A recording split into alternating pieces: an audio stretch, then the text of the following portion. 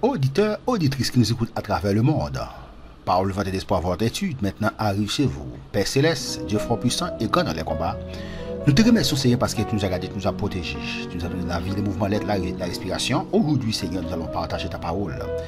Nous allons Seigneur, partager ta parole. Nous te demandons Père Saint, d'éclairer notre intelligence. Nous te demandons Père Céleste, d'illuminer l'esprit afin que nous puissions partager ta parole. Parle Seigneur, ton serviteur écoute.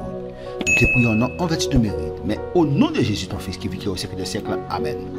Je vous remercie parce que vous avez abonné à ma chaîne YouTube, parce que vous avez fait des commentaires, parce que vous avez partagé mes études sur les réseaux sociaux. Dieu va continuer à vous bénir pour ce grand travail. Donc aujourd'hui, nous avons un nouveau sujet qui est la glorification. Le lundi et le mercredi, nous étudions ensemble les doctrines bibliques. Le vendredi et le dimanche, nous étudions ensemble le livre des Proverbes. Le samedi et le dimanche, venez louer et adorer avec nous. Aujourd'hui, nous avons un nouveau sujet sur la glorification. La glorification. La glorification. Dans l'étude 35, nous avons vu la justification, qui est une première dimension du salut.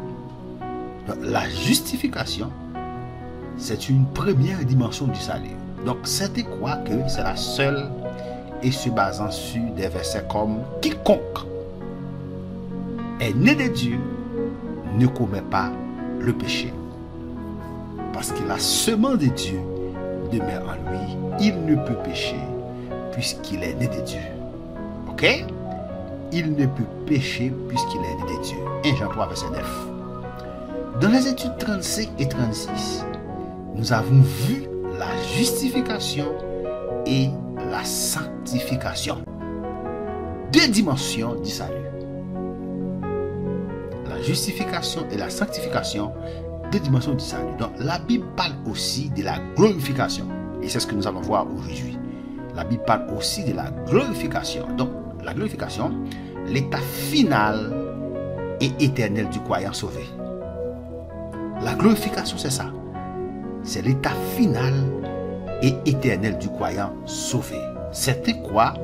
Que le croyant peut, par la sanctification progressive, atteindre un niveau acceptable de sainteté pour lui permettre d'entrer physiquement dans la présence de Dieu. Pourtant, par contre, néanmoins, l'homme qui se comporte de la manière la plus sainte possible n'est pas sans péché. L'homme qui se comporte de la manière la plus simple, la plus sainte possible n'est pas sans péché. Possible n'est pas sans péché.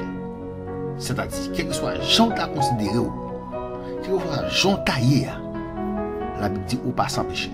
Comment le croyant peut-il donc entrer dans la gloire de Dieu? Ça, c'est la grande question et nous allons répondre à cette question, n'est-ce pas, dans cette étude. Comment le croyant peut-il donc entrer dans la gloire de Dieu? Comment? Ils prétendent que le croyant justifié ne pêche plus. Ils prétendent que le croyant justifié ne va pas pécher encore. La Bible explique-t-elle ce qui se passe pour le croyant dans la période entre sa conversion et sa mort? Question? Répondez dans les commentaires. La Bible explique-t-elle ce qui se passe pour le croyant dans la période entre sa conversion et sa mort? Nous allons répondre à cette question. Donc, Dieu acceptera-t-il des pécheurs dans son royaume? Dieu acceptera-t-il des pécheurs dans son royaume? Lisez ensemble. Apocalypse 21, verset 27. Merci, c'est Apocalypse 21, verset 27.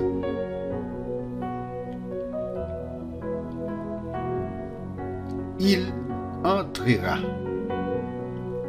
n'entrera chez elle rien de souillé,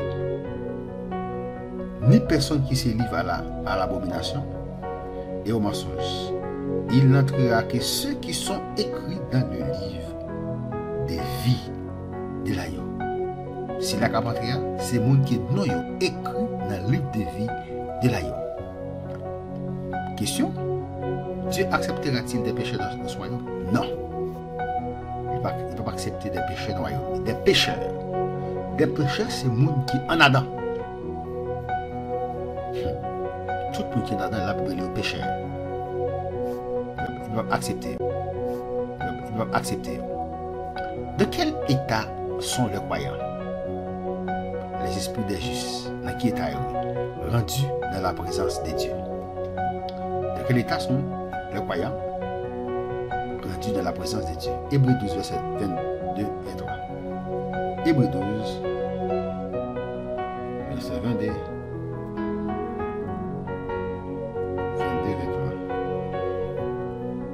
Nous lisons ainsi, il dit, mais vous vous êtes approchés de la montagne de Sion. Vous vous êtes approchés de la montagne de Sion, de la cité du Dieu vivant, la Jérusalem, céleste des myriades qui forment le cœur des anges. Dans quel état sont les croyants rendus dans la présence de Dieu? Verset 23. De l'assemblée des premiers-nés, inscrits dans les cieux du juge qui est le Dieu de tous, des esprits des justes parvenus à la perfection. Des esprits des justes parvenus à la perfection. Dans quel état sont les croyants? C'est-à-dire les esprits des justes rendus dans la présence de Dieu. Il est clair, il dit parvenus à la perfection. Ouais, à la perfection.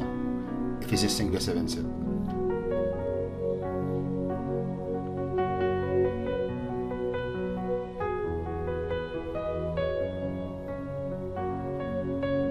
Ephésiens 5, verset 27. Afin de faire paraître devant lui cette église glorieuse, sans tache, ni ride, ni rien de semblable, mais sainte et irrépréhensible. Sainte et irrépréhensible. Dans quel état les croyants, les esprits des justes, rendus de la présence de Dieu? Sainte et irrépréhensible. Pour continuer. Disons, pour continuer. À la fin de son ministère, Jésus a dit, et maintenant toi, Père, glorifie-moi auprès de toi-même, de la gloire que j'avais auprès de toi. Avant que le monde fût, le 17 verset 5, la prière, ça c'est tel qu'il t'a fait. Jésus était sur le point de retourner dans la gloire de Dieu. Quel est l'état final pour nous aux croyants? Quel est l'état final pour nous aux croyants? Romains 8 verset 17. Romains 8 verset 17 va répondre à cette question. Romains 8 verset 17. Romains 8 verset 17. Or, si nous sommes enfants,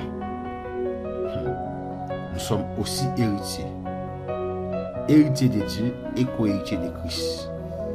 Si toutefois nous souffrons avec lui, afin d'être glorifiés avec lui.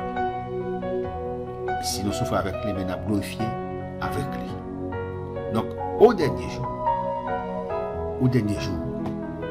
nous serons glorifiés avec Jésus. Car Dieu complétera notre sanctification en nous, rendant parfait.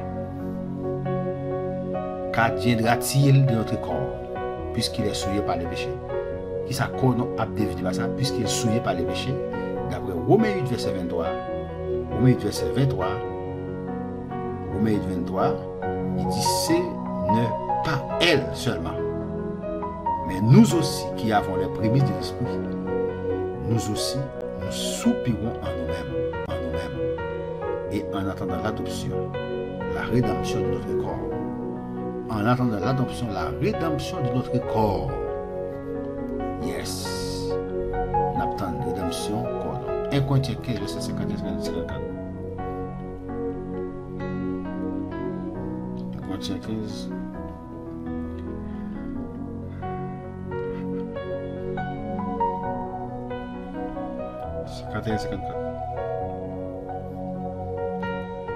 Voici, je vous dis un mystère. Voici, je vous dis un mystère. Nous ne mourrons pas tous. Mystère, c'est qui ça dit? Mystère, son bagage qui ne peut pas comprendre. Il dit, nous tous pas mourir. Il dit, mais tous, nous serons changés. Nous tous changés. Il dit, en un instant, en un clin d'œil, à la dernière trompette, la trompette sonnera et les morts ressusciteront incorruptibles.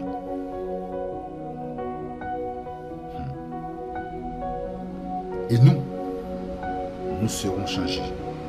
Verset 3. Car il faut ce corps corruptible revêtre l'incorruptibilité et que ce corps mortel revêtre l'immortalité. Lorsque ce corps corruptible aura revêtu l'incorruptibilité et que ce corps mortel aura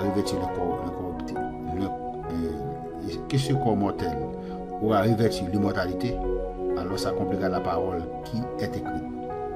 La mort a été engloutie dans la victime. Béni soit l'Éternel. Romains 3, 21, 22. Philippiens 3, 21, 22.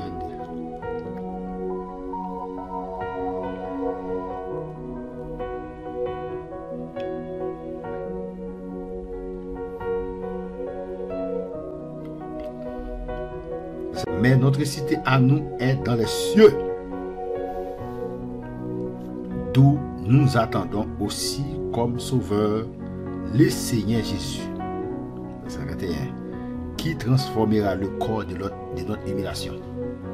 Qu'adviendra-t-il notre corps puisqu'il est souillé par le péché? Il dit ça, il dit qu'il transformera le corps de l'humiliation, qu'il transformera le corps en le rendant semblable au corps de sa gloire, par le pouvoir qu'il a de s'assujettir toutes choses. Béni soit l'Éternel. Qu'adviendra-t-il de notre corps puisqu'il est souillé par le péché? Il explique ça, il dit, ça qu'a fait avec corps, qui transformera le corps de notre humiliation en le rendant semblable au corps de sa gloire. La transformer, corps humiliation, ça la transformer. Donc, puisque le processus de sanctification sera au dernier jour complété par Dieu lui-même, cela vaut-il la peine de s'efforcer à se purifier? Cela vaut-il la peine de se forcer à se purifier? 1 Jean 3, verset 2, 3. 1 Jean 3, verset 2, 3.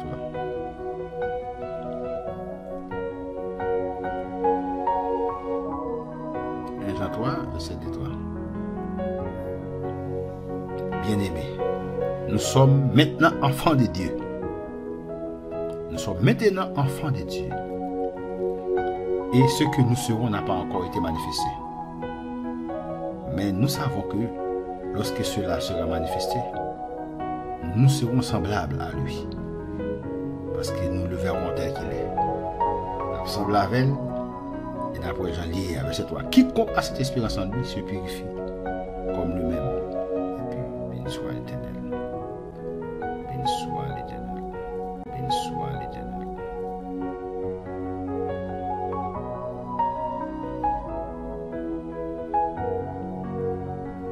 Merci Seigneur.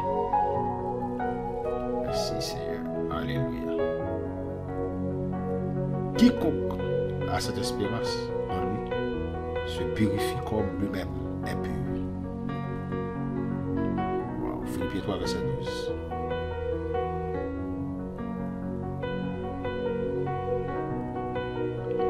Philippiens 3, verset 12. Philippiens 3, verset 12. Ce n'est pas que j'ai déjà remporté le prix pour le cap parler, ou que j'ai déjà atteint la perfection. C'est pas que je vais remporter le prix ou que je vais atteindre la perfection. Mais je cours pour tâcher de les saisir et être saisi par Jésus-Christ. Il dit, car ceux qu'il a connus d'avance, il les a aussi prédestinés à être semblables à l'image de son Fils, afin qu'il soit le premier-né d'un grand nombre de frères. Et ceux qu'il a prédestinés, il les a aussi appelés. Et ceux qu'il les a appelés, il les a aussi justifiés. Et ceux qu'il a justifiés, il les a aussi glorifiés. Au mérite du verset 29, 30. Béni soit l'Éternel. Que bon Dieu bénisse, que bon Dieu cache, que Dieu vous protège. Que bon Dieu vous met béni sur puissance, de grâce, de faveur, compassion, miséricorde de vous. Je vous dis, nous avons petit avec vous. La glorification. Partagez études sur Facebook. Partagez études dans différents groupes courriers. Partagez études différents côtés pour plus nous capable de bénir. Parce que bénin, c'est pour nous partager la parole de Dieu. Faire qu'on ait parole de Dieu, c'est nous capable de bénir. encore, c'était votre serviteur, Jean-François Pétion, qui était avec pour la parole de Dieu. Et c'est avec la paix de Dieu, et c'est avec la grâce de Dieu, la compassion de Dieu. À la prochaine, pour une prochaine